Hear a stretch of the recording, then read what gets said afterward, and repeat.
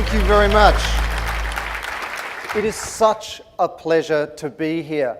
Firstly, iStrategy, thank you for including me in this wonderful conference. But secondly, I'm back with Australians. You know, it's funny, when you go away for a long time, no one quite knows anything about where you're from.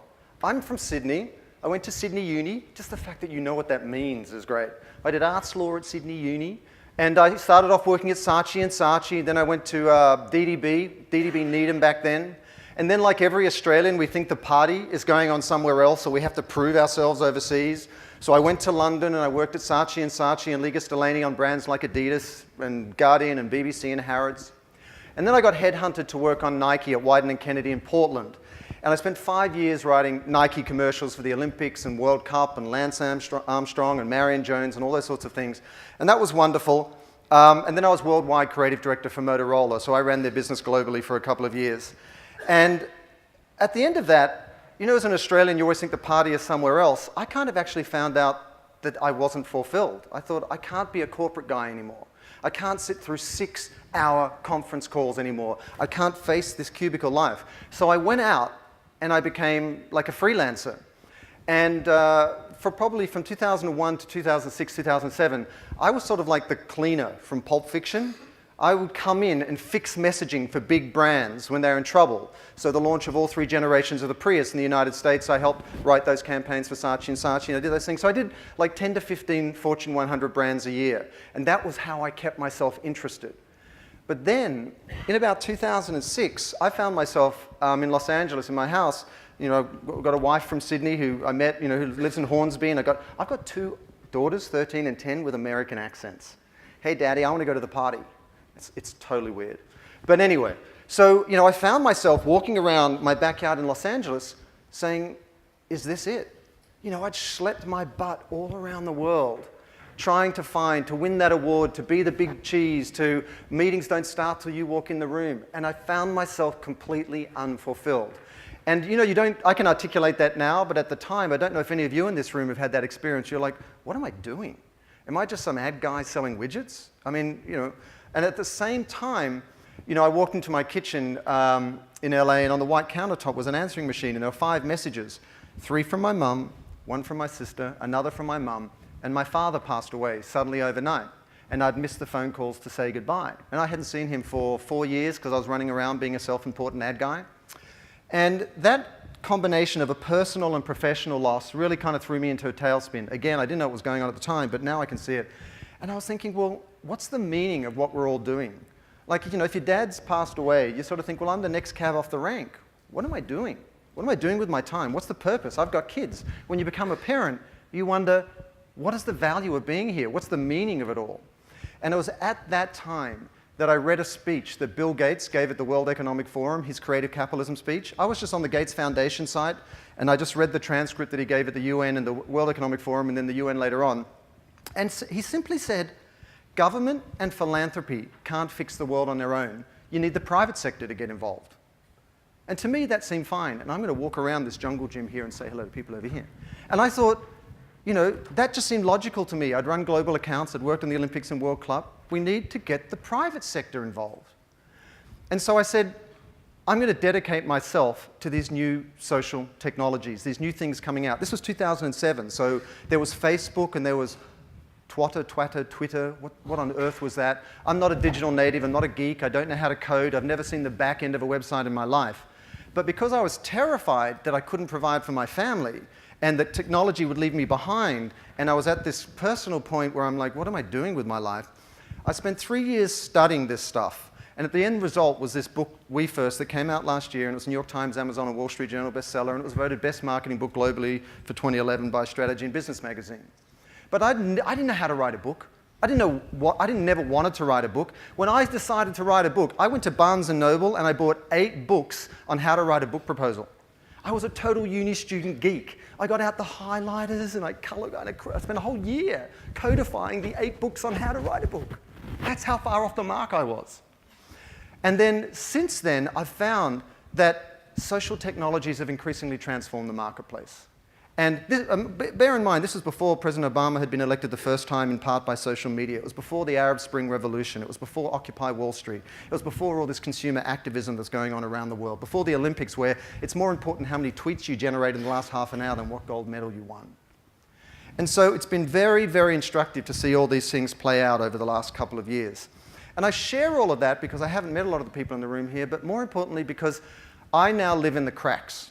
I have my own company, very small company, and for example, right now I'm creating the social media guidelines for Coca-Cola globally for their sustainability work. And I'm working with the X Prize Foundation on the next iteration of what that is. And so the viewpoint I'm going to give you today is from somebody who spends day in, day out working with Fortune 50 brands, trying to stay ahead of the marketplace, and not being blinkered by being caught up in your own bubble. Whether you're inside an ad agency like DDB or Saatchi & Saatchi, whether you're a client, whether you're a digital marketing officer for some big brand, and it's almost impossible to see the market clearly. And the only benefit I have is I run around speaking at all these conferences, and I also write for Forbes, Mashable, Fast Company, Good, and Huffington Post about emerging technologies, and I consult, and I get to see some patterns out there. So what I want to offer you today is the perspective of somebody who kind of lives in the cracks, cross-pollinates these different markets, and then tries to make sense of where things may be going. So would that be of interest? Would that be good? Fantastic. So this is you. You're caught at the center here. There's a new economy. Can I tell you, Aussies, walking around Melbourne yesterday, you cannot understand this. I walked around my mum yesterday. Everyone is well-dressed. They are going out. They're drinking white wine, sitting in restaurants. They're buying stuff. There's people walking around in the streets with bags. That is not happening in the US. I've been living there now for 14 years. People are just paying their bills. It's brutal. And you guys have been this wonderful bubble, but please don't mistake this bubble that you've had for the last few years as complacency. Because areas like Brazil, where I spoke in Brazil a couple of weeks ago, exploding. Australia seems to have been survived this economic meltdown since the global economic meltdown very, very well. But don't be lazy right now because it's an incredible opportunity. In the US, we're all suffering from the sort of decline of the might of the US a little bit as China, India, and Brazil are rising, and no one's coming to the US anymore in terms of top talent. New customer. They are all so media savvy and cynical and distrustful because we all found out in 2008 what's really going on. They're fleecing us. They're all lining their own pockets. Wall Street continues to do the same sort of thing. Many of the big corporations do. And consumers are saying, if you want my vote with my dollar in the shopping aisle today, you better be more socially responsible. And then finally, new technology. You know, I have to keep up with all this stuff because I write about it, but when Google Plus came out, I was like, oh my God, another bloody channel. You know, it's like being a mother bird. You have to constantly regurgitate into another mouth to feed. It's exhausting, absolutely exhausting. Oh, and by the way, for some of you who are kindly taking photographs of the slides, at the end I'll give you an email address and they'll be sent automatically to you. If you just send an email to that, you'll automatically get all the slides. Give everything away to everyone. And so you're at the center of that. And that's why everybody looks very, very well groomed, but they're mildly terrified inside. Because the marketplace is incredibly intimidating right now. Everyone, if you're a big company, you've got all the inertia that comes from profit centers built on practices of the past and business models built on practices of the past. If you're an entrepreneur, how do you punch through and scale? I work with about a dozen tech startups at any one time. How do you punch through and become Pinterest, $1 billion in 10 months? Or how do you not be another casualty of just the sheer volume of technology and new companies out there? And the sad thing is it's not going away. If you look at these charts and look at the demographics, Gen Y, Gen X, baby boomers, there's a huge spike. Nielsen just came out with a report in the US. Baby boomers are actually leading the social media revolution right now because they've got the disposable income and they've got the time. This is not going away. You know, if you're sitting there, God forbid, going, I'm not sure about social technology, should we really invest in it, should we not, should we? It's not going away any more than you could turn back the internet. Every demographic is embracing this. What have we got, 1 billion active accounts now on Facebook? And it's only going to get worse, and this guy should know because he's partly responsible. You know, Zuckerberg's law that we're going to be sharing twice as much each year as we have the year before. Think about it. I mean, do you remember when the web first came out and like social media? And everyone was showing like pictures of their sonograms and, oh, here's my child being born. We were just so elated at this new channel and now we're all like privacy setting, privacy setting, privacy setting. Because everyone's disgorging their entire lives in real time incessantly. And we as marketers are like, make big data stop. And so it's only going to get worse. And here's what's happening. I mean, having just lived through the US presidential election, which is advertising on steroids. It's just like, oh my God, make it stop. But every single candidate was all over the social web as a social brand. You could have dinner with the president if you entered a competition on Facebook. Ads everywhere, text messages to your phone, donate $10, all that sort of thing. Were you all watching the crazy man Felix with Red Bull a couple of weeks ago? What a lunatic! And what I loved was CNN. CNN's going, will his visor crack and his face melt off as he re-enters the atmosphere? We're like, oh, let's see. Or they're like, will his suit fail and his blood boils? And what they're doing is very, very simple. They're saying, oh my God, Felix is crazy. Oh my God, Red Bull is crazy. Oh my God, I just bought a Red Bull. I'm crazy. I mean, it's not rocket science. Well, in this case, it is rocket science. But if you think about it, 8 million people watched the live stream. 8 million, the most ever. 30 million people, and it's higher than that now, it's on 30 million there, watched the YouTube video. A global social experience. And then Lady Gaga, you know, she's got her Little Monsters website. I was lucky to have dinner with Lady Gaga's manager not long ago, and Troy Carter's sitting there, and I said, Troy, dude, like, what you've done with the brand, you know, Times Magazine, most important person, blah, blah, blah, in 3 years, how did you do that? How did you build the brand? And he said to me, Simon, I didn't build the brand. There's 12 people that built the brand. And I said, what do you mean? And he said, they're fans. There's one in Brazil, there's 2 in Russia, and they each command armies of hundreds of thousands of fans because they are so passionate about their brand, much like Apple fanboys are passionate about their brand, that they're the ones off their own time and their own money that actually build out the brand. And that's what I mean when I talk about, you know, the power of brand ambassadors out there. This is the big shift, which is so important. Traditional media used to be one-to-many. So I would create a commercial and I'd broadcast it to all of you. Fantastic, and hopefully you weren't in the bathroom. Now it's one-to-one-to-many. I broadcast to you, and if you're suitably inspired and you care about the brand and we like each other and I've shown that I'm genuinely interested in listening to you, you'll tell your 100 or 500 closest friends on Facebook. And that's how Lady Gaga has built her brand. And so, as all of us as marketing people, whether on a personal level, you don't want to get left behind because you're a parent, you're a family, you've got to provide for your kids, you've got school fees and taxes and bills to pay, or whether you're a marketing officer that's got to build a brand and that's your responsibility, that's what you're charged with. This is the greatest concern of CMOs in the United States. A study all across the US from IBM. 71% are concerned about data explosion. All this aggregation of data. You know, I used to work, when I was at Wieden & Kennedy in Portland, I worked on Nike, but I also did some pitches, and we pitched Pizza Hut. And there was cheese, pizza, you know, the pizza with the cheese, there was a pizza with the double cheese, there was a pizza with the triple cheese, there was a pizza with the triple cheese with the cheese in the crust, and people would all eat it, and we'd say, that was great, I like that one, and we go do that. That's all gone.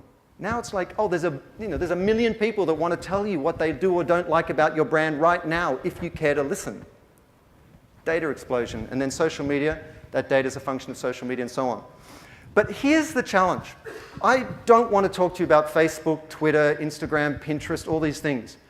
Because from my direct consulting with some of the biggest brands in the world consistently since 2001 when I left a staff job, there's a huge mistake going on that everyone in this room, I say with respect, is probably making to some degree. And here it is. You are rushing past the story to the telling. 3 years ago, oh, I'm not sure about social media. 2 years ago, oh crap, my competitor's doing social media. 1 year ago, give me some of that social media. I want 1 million Facebook fans now. But what we're doing is we're running to the tools and the tactics and overlooking the storytelling, which creates the emotional connection that is brought about by that technology. And it's that emotional connection that makes someone shift their thinking or behavior. And I see this across all the big brands in the US.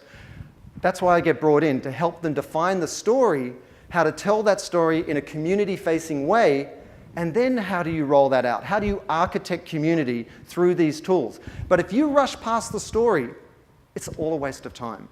And you'll be one of those people who go, wow, we've been posting on Facebook, we've got like 1,000 Facebook likes, we've got 6,000 Twitter followers, and we keep posting stuff out there and nothing ever seems to happen. This thing's a waste of time. Oh God, give it to the 23-year-old in the corner. And that's what's happening with a lot of brands, because they're overlooking the power of storytelling. And here's why. Let's have a look. These are some of the top facts sort of collected from the latest reports by the biggest firms, Edelman, the world's largest PR firm, Havas Media, one of the big 5 advertising networks. Look on the right here. I love this. Most people would not care if 70% of brands disappeared. So let's say you're 30%. You are beautiful and shiny, and we're going to keep you, but all of you can die. All of you can die. We do not care. Why? Because when I'm downloading my video from Netflix or from iTunes, why is it taking so long? I want my video. I want it now. My kids are sitting on the couch. I want it instantaneously. Where's my cappuccino? Where's my latte? Oh my God, seriously, don't they know who I think I am? That's what all our mentality is like. So in the States, you know, Blockbuster Video, a household name. No one even cares it's gone. Borders, bookstore, an institution. No one even cares it's gone. All those newspapers and magazines that disappeared in the last few years, do you ever talk about them to anyone? No? Because you're like, I want the shiny new widget, I want the mini iPad, I want this, I want that, I want whatever reflects how cool I am moving forward and gives me what I want instantaneously. So beware, there is no such thing as consumer loyalty anymore. And look at this other fact on the right here. 57% of global consumers believe they can make companies behave more responsibly. Why? Because they're pissed off that they've been suffering ever since 2008 in the United States, and look at what's happening with Greece and Portugal and everything in the EU. Absolutely chronic. And that's why sometimes it might be a little disorientating here in Australia, because you've been doing so well because of the mining boom in Western Australia and all that sort of thing. But the fundamentals of global sort of, you know, the world economy and so on are shifting dramatically, and the power is shifting dramatically. So you don't want to be caught up on sort of short-term boom cycles, whether it's mining or otherwise, and lose sight of the bigger shifts that are going on. 57% want you to be more socially responsible. And then thirdly, on the right there again, 71% believe by working together as brands and consumers, you can support good causes more effectively. And I want to share something with you. It's been so instructive working on these big brands over the last few years and looking at the shift. Think about this. Nike's campaign, Better World. Coca-Cola's campaign, Open Happiness.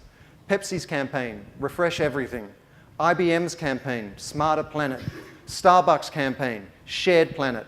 Patagonia, don't buy this jacket, bring it in, we'll repair it. Why do you think they're doing that? Why do you think the biggest brands in the world are distilling their messages down into something fundamentally emotional that talks about the value, the meaning they can bring to your life? That's because they've seen this data.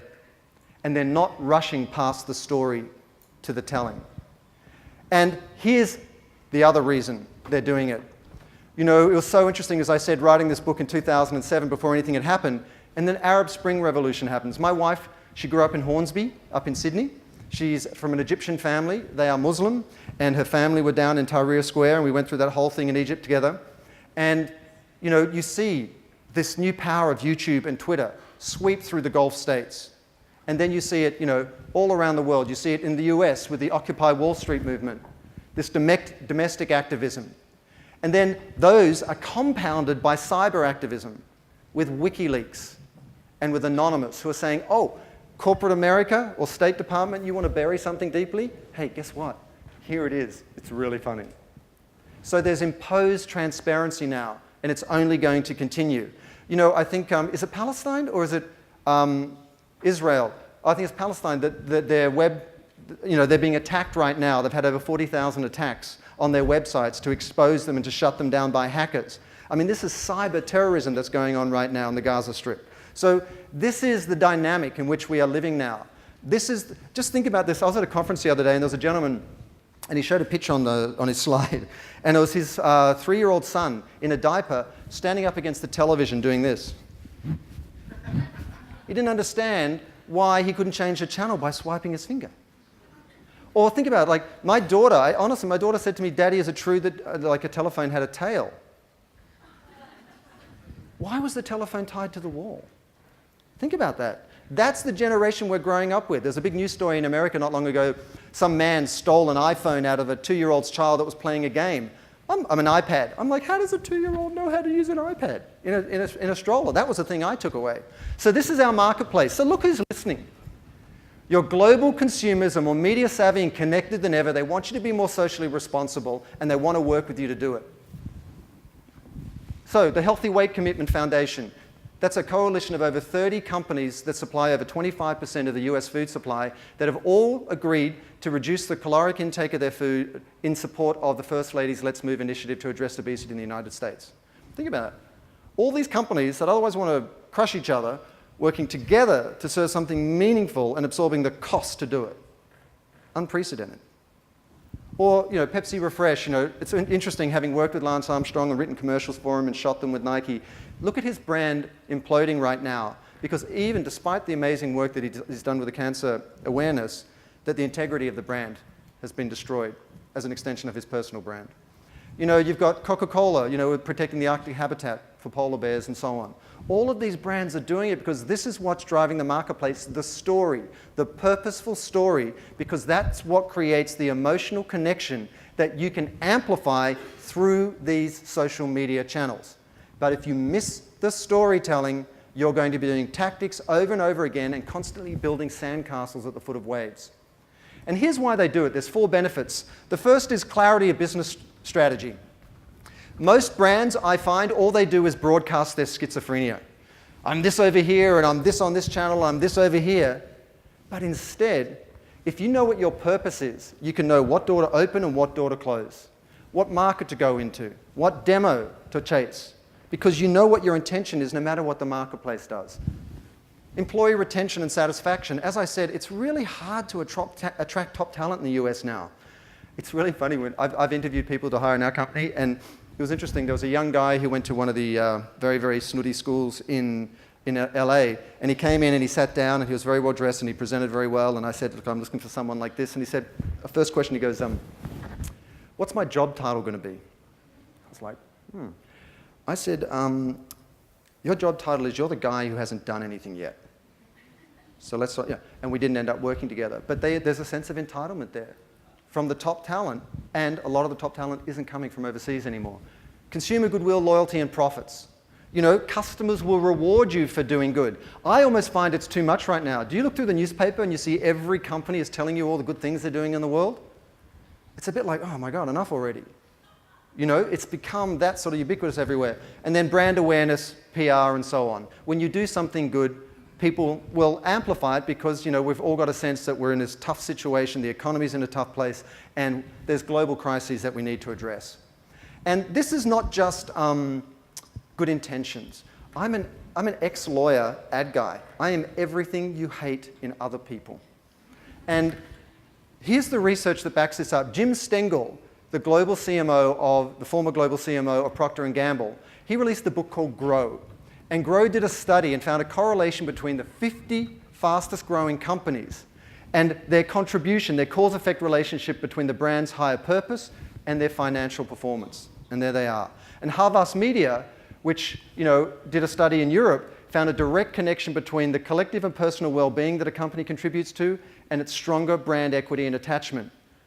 These are all 10,000 companies from 1 billion to 100 billion in size, lots and lots of data behind them. So this is a bottom line benefit, and we are just fortunate, each of us, to be living in a time when we can actually engage that part of us as human beings, where we actually care about things, bring that to life through the lens of our company, and then drive our business at the same time. It's a very, very fortunate time. And so here's my model for what I think will drive successful companies in the future. And this has been borne out directly through all my consulting and everything I see happening moving forward in the United States. The success of your business will be in direct proportion to the emotional impact on your customers. That's just marketing. If you don't have a connection to your customer, they're not going to buy anything. That's why we used to have cool guy, like good-looking guy, good-looking girl on Levi's, and they'd look cool, and I want to buy some cool, and by wearing Levi's, I look cool. There's a connection. This is the middle bit that's so interesting. The emotional connection with your customers will be in direct proportion to its social impact. That's why all these companies are starting to do good. And that's why they're talking about it, not in a sort of self-directed way, but in terms of the benefit to their community. And then finally, that social impact will be in direct proportion to the scale of your business. So that's the virtuous circle that's going on. So it's so funny, I get so many questions at conferences and work where people say, well, okay, great, I get it, but where do I start? You start by not touching social media. You step back and do your due diligence, that hard work of working out who on earth you are and what makes you different to your competitors in terms of your purpose and your vision for the world, your promise.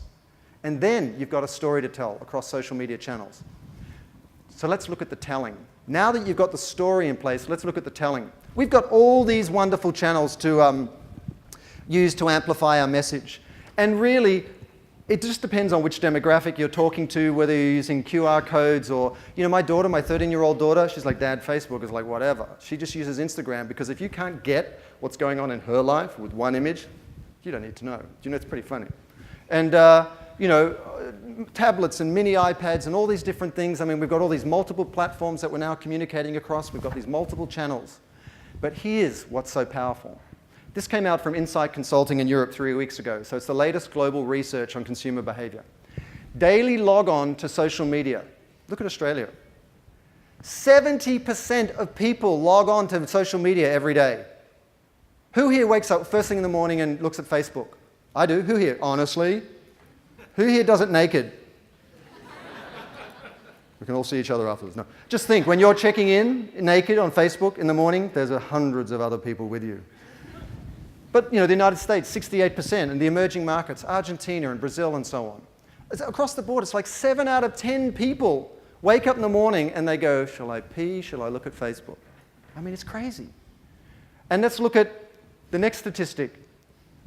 Are they following brands? And the top number is the number of brands on average they're following. The middle number is the one they're following more actively, and the bottom one is the one they're actually promoting their information and in dialogue with. So in the US, 15 brands, 9.4 and 5.7. Australia, 8.5, 4.2 and 3. So think about that. 7 out of 10 people are checking in daily with social media, and they're following 8.5 brands. And it's only going to get greater. And then daily log on to social media through smartphones. Look at that. 74% of Australians daily log in to social media through their smartphones. Just watch this conference for the next couple of days. Everyone's like this going, yeah, hey, Tom, it's really great to see you. Yeah, it's great, man. How's the family? Excellent, great. Well, then, it's good to connect. See you later. That's what we're like with each other. I defy you to remember what color your friend's eyes are while you're here, because no one looks at each other's eyes anymore. Or when you watch television at night, when you're kids, right? I sit there with my kids, and my kids are into Friends right now, so I'm reliving my whole kind of early 30s. It's like Joey and all that sort of stuff. And they think it's hilarious, and I'm kind of enjoying it. But it's funny. But if you look at it, I've got my laptop on my desk, because I'm trying to get some work in because I've got to be with the family, and it's really hard to balance life. My daughter has her iPad out. My youngest daughter has a smartphone, and she's texting someone. And we're all doing this multi-screen living. Who else has that experience? Who else has got screens, right? Out all the time. All the time. And as a parent, we all sit there and we say, we want to do role modeling. I'm going to put my phone down when I come home from work. Oh, crap, that email's really important. And it's too late. It's done. So how do you tell that story? How do you tell that story of your purpose in a way it's going to connect through smartphones, through social media, to that engaged customer audience that is checking in with social media every single day? That's the question you've got to answer. I found it really hard to define my brand. It's kind of like online dating. It was 2007, and I'm walking around the backyard and going, I'm just not a self-important or selfish ad guy, but I've been in the advertising bubble for a while. It's cool, you go to Cannes, you do this, you do whatever. And I couldn't see myself clearly. It's like, when you've got a boyfriend or girlfriend and you say, if I asked you what you're like and you had to tell me, you'd probably take 20 minutes to tell me because you're very nuanced and complicated and all that, whereas we all are. But if your boyfriend or girlfriend, you'd be like, oh, she's like this. Because they've got an outside third-party perspective. So it's really hard to see yourself. So at first it's like online dating. It's like, well, I care about humanity and I care about trees and the ocean. But you've got to get specific. And so for me, I've got 2 daughters. My wife is a Montessori-trained teacher. I believe that women, education, and clean water are the 3 most powerful ways to rebuild a better world. And so we work with the UN Girl Up Foundation with proceeds from our business and our sales and all that sort of thing. And I share that only because that's my personal story. What's your story? Why did you start your company? Here are the 4 questions you've got to ask. Why does your company exist? If you're the chief marketing officer, if you're the founder, if you run a major corporation, put aside the mission statement in your annual report because it's just lip service to something that's a hangover from 10 years ago, the way we thought about business. What is your business? What is your company really about? What is its vision for the world? Secondly, if you haven't got clarity yet, what are you the only of? So many people make the mistake, especially in the non-profit world, of thinking that their cause is their purpose. Oh, well, what's your company do? Well, we support breast cancer. No, it doesn't. What is your point of view on breast cancer so that you can attract donors and build a customer community or donor community more effectively than the other breast cancer nonprofit? Or if you're a for-profit company, we build smarter technology. Now, how is it smarter? What's your point of view on this? Think about what all these big companies are doing. Coca-Cola is open happiness. They want to own the idea of happiness. Pepsi wants to own the idea of refreshment. And they're trying to own fundamental human propositions. That was interesting. And so look at Coca-Cola and look at Pepsi. Two biggest rivals out there in the marketplace. You've got Coca-Cola Open Happiness, Pepsi Refresh Everything, but they're doing exactly the same thing. They're distilling their purpose down to two simple words, fundamentally emotional in nature, that shows their value to their customer community. And look at the shift. It used to be Coca-Cola was, you can't beat the real thing, right? And now it's Open Happiness. It used to be the joy of Pepsi, Pepsi Refresh Project. Now it's Lance Armstrong Foundation and it's about you. They have shifted from being the celebrity of their customer community to being its chief celebrant. It's all about turning your marketing inside out. And so Coca-Cola, Pepsi, Prius, I worked on all three generations of the Prius. We wanted to own the idea of harmony because that locks up the hybrid category. And then what are the benefits they're putting out there consistent with that? Polar bear habitat, hunger relief with Campbell's, Pampers funding tetanus vaccinations, Patagonia reducing the environmental footprint, and so on. And that's what's so important. When you do define your purpose, you have to make a contribution that's consistent with that. What does that mean, especially if you're a large corporation? Last year, or 2 years ago, KFC did a promotion with the Susan Komen Breast Cancer Foundation. Everyone pushed back and said, that doesn't make any sense. There's no integrity in terms of the health of KFC and the Breast Cancer Foundation, and they pulled it down. But look at what Pampers is doing with social media. When you buy a packet of Pampers, it funds a tetanus vaccination for a mother or newborn child in the developing world. And they've now done 31 million vaccinations, saving over 100,000 lives. Now, as a mother, as a father, as a parent in this room, does that make a difference to you when you go and buy a packet of diapers, which you've got to get anyway? That's the emotional connective tissue that is being amplified through social media. Or let's think of another difficult example, pizza. Pizza. What's pizza going to do with social media? How are pizza and social gamers going to come together? And by the way, the number one demographic for social games like Mafia Wars and Farmville is women 34 to 50. And you all deny it. But what they did was, when you buy a pizza from Pizza Hut, there are barcodes on the top of the box lid that give you access to certain virtual goods, these little avatars, these little things that you put inside your game that cost 49 cents, 79 cents.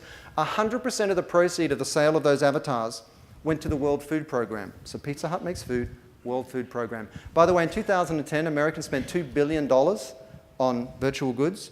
In 2014, it's going to be $6 billion on things that don't exist to go into farms that don't exist, and you wonder why we're in trouble. Or you can use social gaming. If you play a social game here like Parallel Kingdom and you buy virtual food, it actually funds real food in the real world. Or the World Food Program inside Farmville there on the left, and so on and so on. On the right, you've got an app that tells you how many steps you've taken, and those steps actually fund donations for clean water in the developing world. There are so many different ways that you can bring your contribution to life, not just because it's good, but because that's what your customers are looking for from you. And so let's look at some interesting examples. What would a paint company do? What would a paint company do, like Gibbons?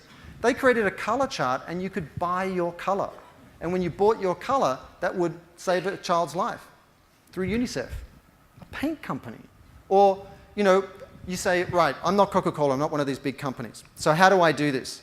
This is a sole proprietor burger store in New York City called For Food. And if you look in the top left-hand corner there, you'll see their purpose, de-junking fast food. And what you do is you go in there, you select from that menu item, you make your own burger. Depending on which burgers are selling, you're on the trending burgers in the center there. If you're the best seller over time, you're a Billboard top seller. And why are they doing this? There's a purpose. People connect to that purpose. They come in, they co-create the brand by creating its menu. They get social currency or recognition because they're on the leaderboard. That inspires it to share it both in the real world and virtually. And plus they got millions of dollars of free PR by doing this. This is the co-creative opportunity that is an extension of a purpose that your customers buy into based on shared values or shared concerns. That's when you unlock the power of social media.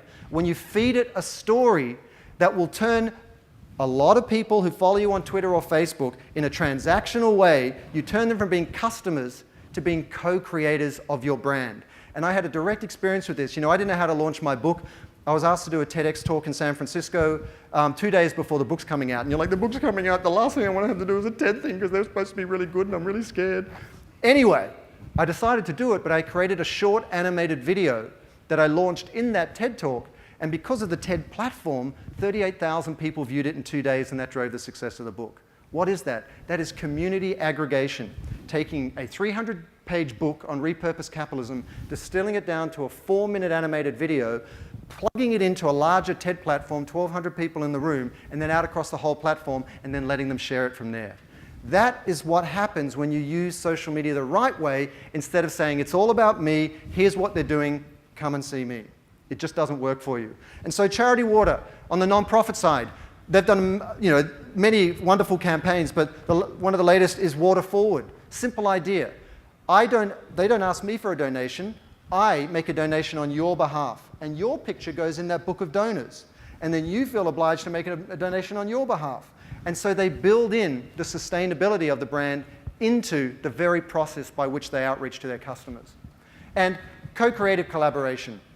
I mean, what Nike's doing, Nike has recognized the fact that we are now in an intimately connected and mutually dependent global community. So how do you lead when we're all in it together? How do you say, I'm number one, when we're all in it together? So what they did was demonstrate a commitment to an interest higher than their own self-interest. So what they did was they launched the Nike Green Exchange, where they opened up their IP, all the glue and rubber of their shoe and how they make their materials, to their competitors. They launched the Environmental Design Tool, which showed all their competitors how to reduce the carbon footprint of their supply chain. Why? Because by demonstrating that commitment to climate change and sustainability, their fans said, Nike really gives a damn. And that's the storytelling that makes a difference. And so you're seeing it everywhere in the United States. I mean, the healthy weight commitment I talked about. You've also got the Sustainable Apparel Coalition started by Patagonia, in which Nike, Adidas, Puma, Walmart, M&S have all come together and to hold themselves accountable to the same sustainability index. Why? Because it is good for their business to show a commitment to something higher than themselves. This is what you're seeing in the United States. Companies going, if that's what my consumer wants, that's the story I'm going to tell that's unique and proprietary to my company, that will be amplified across social channels, and as part of that, we're going to demonstrate a commitment to global crises. And so here's the return that CEOs in the US have been getting for this sort of social media engagement, this story and telling. 81%, this is by CEO.com, 81%, it raised brand awareness. 61% increased traffic, subscribers, opt-in. New strategic partnerships, 58%. Rise in search rank. There is bottom line value to this because we're finally at that point where there's enough brands of sufficient scale executing campaigns comprehensively enough to measure the metrics to see what the bottom line value is. And that wasn't really possible until in the last sort of 24 months. But even beyond that, there's other metrics. And this is what's so powerful for companies that sort of, how would I put it? If you think about it, you know, when you walk into a store and someone says good morning, or someone comes up and shakes your hand, what's the value of that? That's value because it really makes the customer feel welcome. There's a lot of intangibles that are extraordinarily valuable when it comes to social media. And they include, for instance, social value, how you improve the planet, and how the value, the sort of benefit to the world at large you can talk about. The economic value, your profit, the engagement value. Suddenly, even if you're a B2B company, you can rally people around you. The intellectual value, when you reach out to your customers for a burger recipe, or whether it might be the next iteration of your product, that's value to you and it comes for free. Then you've got emotional value, the personal fulfillment, and finally the cultural value when you've got a company much like Zappos and so many others out there that have created these unique corporate cultures where your employees become zealots for the brand. And so I want to leave you with 3 key strategic takeaways. 1, if you want to succeed in this marketplace, there is one thing I know for sure. You need to be the chief celebrant, not the celebrity of your customer community. It's not about you anymore. It's about how you can improve their lives so that your brand is meaningful to them. Secondly, you need to monitor what's being said about you at all times and lead with listening. So you need to become a day trader in social emotion. You need to have TweetDeck or Hootsuite or one of these different platforms up and just constantly monitor it. And then thirdly, you need to become a community architect, not just with your employees, not just with your partners, your strategic partners or supply chain or so on, but also with your customers. And if you do that, it's a totally different come from, and it will absolutely transform your business. And so, as I said, if you would like these slides sent to you automatically, just email slides@wefirstbranding.com, and then I'm going to take some questions from the floor. And please ask specifically about how you define your purpose in your given category, what channels you use, where do you start, because we really want to add value to you. Really appreciate your attendance here today. So, anyone got a question, please raise your hand and we'll get a microphone to you. I'm really interested in some B2B examples, because every time I hear anything about social media, it's in the consumer space. Yeah.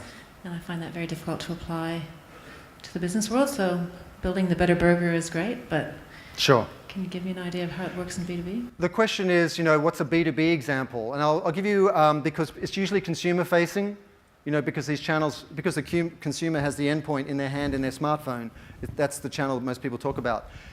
That's true. For a large extent, for a long time in the United States, it was. It sort of had to be played out in the consumer marketplace before B2B would take it seriously. I'll give you an example which is really boring. Indium. Indium is a concrete and alloy making company. They make concrete. And they were sitting there going, how do we get more business and how do we use social media? So what they did was they did research through Google to see what are the key issues or topics or words that companies were searching for that were looking for concrete or alloys. And then they went out and created a series of YouTube videos about those given topics, so that when anybody searched the top 20 issues being searched in that area, it drove them to their website. So it proved to be very, very powerful sort of lead generation. But beyond that, I just want to make a general comment. It's funny, the B2B marketplace, because people forget that B2B client is also a human being. And they've also got choices, and your products or prices are probably on parity with the other people. So if I'm sitting there and going, if I've got an accounting service that looks after or that advises other accounting services in large firms and it's not consumer facing or something, if I make a contribution in alignment with the core values of the brand that is meaningful to that company and everything else is equal, that is a market differentiator.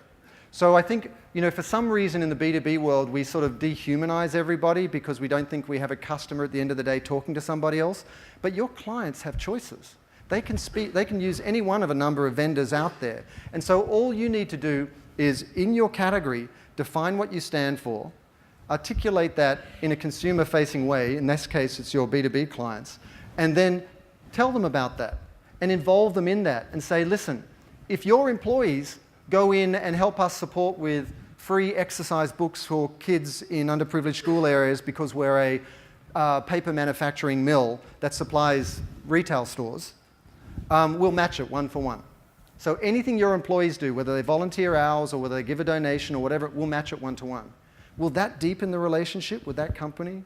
Will that make them seem a little more predisposed to stay with you because you're doing something meaningful above and beyond giving them paper at the same prices? Do you know what I'm saying? So, it really is rehumanizing your B2B client, and whether it's for lead gen or whether it's for, just deepening the existing relationship that you have, I deeply believe that social technology is teaching us to be human again. And whether it's allowing us to see someone trapped between the floors of a building during the earthquake in Haiti or the Pakistan floods or the cyclone or what happened in New York, it allows us to connect emotionally with people. And you can do that in the B2B world just as effectively as in the B2C world. Question? There was one over there. Hi, Simon. Thank you very much. It was a great talk.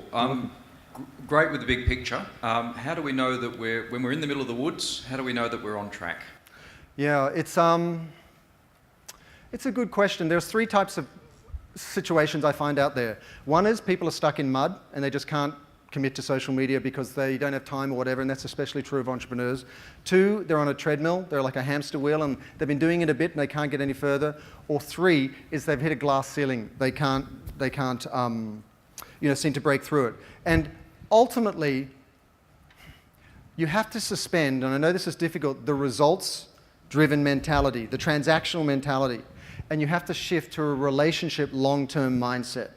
Because those customers that are committed to your brand, B2B or B2C, can amplify it through their warm market, their warm relationship, far more effectively and persuasively than you ever could on your own. But to get there, if we affect this concern, if we try and manufacture a concern for a cause, people see through it in a heartbeat. You know how everyone here knows the BS radar we all have is so finely attuned now on the web? So I don't know that it's the wrong question to ask, in the sense that if you have authentically identified what your company's purpose is, and you genuinely have leadership buy-off, employee engagement around it, and you're invested in a long-term relationship with your customers on that basis, then you're going to inspire them to drive success.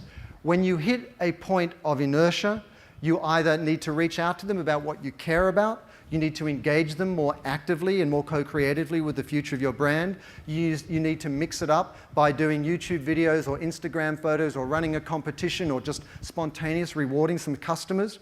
But it's like a relationship. This is a funny thing. Who here has one partner, one husband, wife, significant other, boyfriend, girlfriend? What are they all called? One. Okay. Who here has two? Two. Hey, the guy at the back there. See him after. Then who here's got three? Who's got three relationships going at once right now? People are like this. Who here's got 10 in your mind? That's the challenge. We all need to scale intimacy now. I mean, you know how hard it is to have a relationship with one person and to listen to them and to nurture them and to really hear that they like holidays in Tahiti and they listen on Spotify to this track and they went somewhere and bought this last year and they want the next iteration of that? That's one relationship. You've now got to do it with thousands of people at a time. And that's the challenge. So to get there, you have to really shift your mindset to your purpose. You really have to differentiate yourself from your competitors. You really have to reach out to them in a community-facing way. And then you need to mix it up and keep it interesting and make it co-creative. And then in my experience, you don't find that you hit those walls and so on. And if you actually honestly went back and looked at those different filters, you'd see that you're dropping the ball on one of them. Because when it's done right, there are so many examples of things that just seem to blow up. And I'll give you one last example. Lady Gaga. Lady Gaga has nothing to do with the blood on her head or her dress made out of meat. Lady Gaga is famous because she gets on stage and she says, "Thank you, fans, for giving me permission to being me. Because no one ever let me do that. And I was bullied all my life, and I've launched an anti-bullying foundation." And she celebrates every single person's right to be a freakazoid in their audience. And how do they demonstrate that? They did a deal with Live Nation. And they said, we want 30% of the house seats at every concert we ever do. And when someone signs up for a Lady Gaga conference and they sign up on their own, they reach out to their person, they pair them up with somebody else so they have a shared experience at the conference. That's the power of social media, because people don't want them to go through that alone. So it's this connective tissue. We are all 100% qualified to do well at this. We are human.